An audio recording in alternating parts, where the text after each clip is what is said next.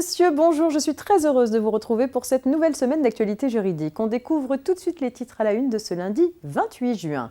Crédit d'impôt théâtre, entretien professionnel d'état des lieux, possibilité d'un report et modalité de refus des cookies.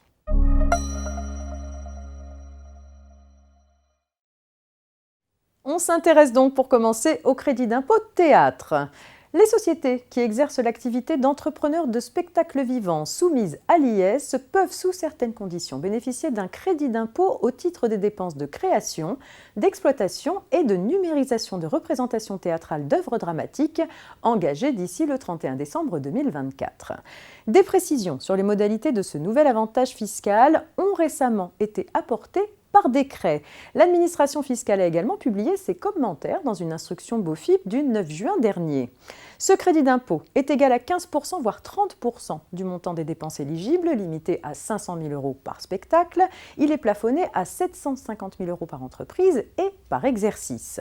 Le crédit d'impôt est accordé sous réserve de solliciter un agrément provisoire auprès du ministère de la Culture et d'obtenir un agrément définitif dans le délai de 36 mois. Il est nécessaire de déclarer le crédit d'impôt sur le formulaire 2069-RCI à joindre à la déclaration de résultat.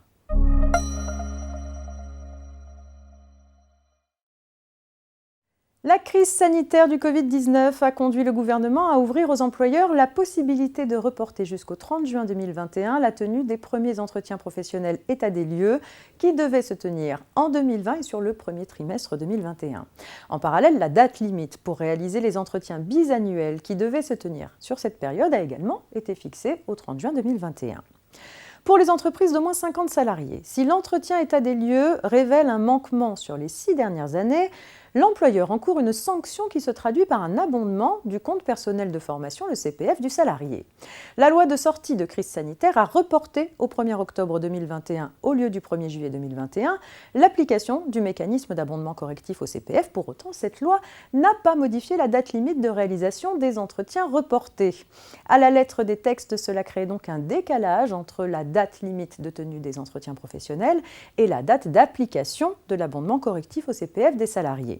Le ministère du Travail a donc indiqué sur son site internet le 21 juin dernier que l'employeur a jusqu'au 30 septembre 2021 pour réaliser les entretiens d'état des lieux qui n'ont pas pu avoir lieu avant le 30 juin 2021 sans risquer de sanction.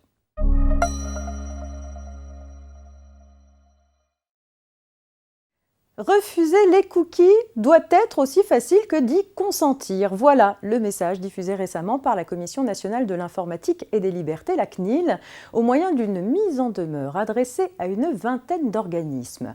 Rappelons que les entreprises avaient jusqu'au 31 mars 2021 pour se mettre en conformité avec les nouvelles directives adoptées par la CNIL en matière de cookies en octobre 2020.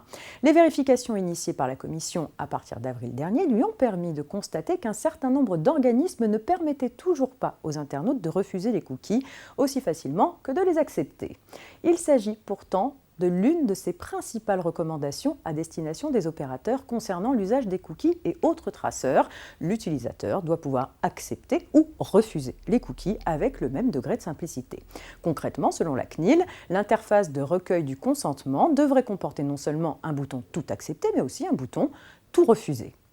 Les mises en demeure de la CNIL concernent principalement d'importantes sociétés de l'économie numérique, mais aussi des organismes publics. Ils ont un mois pour se mettre en conformité sous peine de sanctions pécuniaires pouvant aller jusqu'à 2% de leur chiffre d'affaires. C'est la fin de ce JT. Très bon début de semaine. On se retrouve demain, mardi.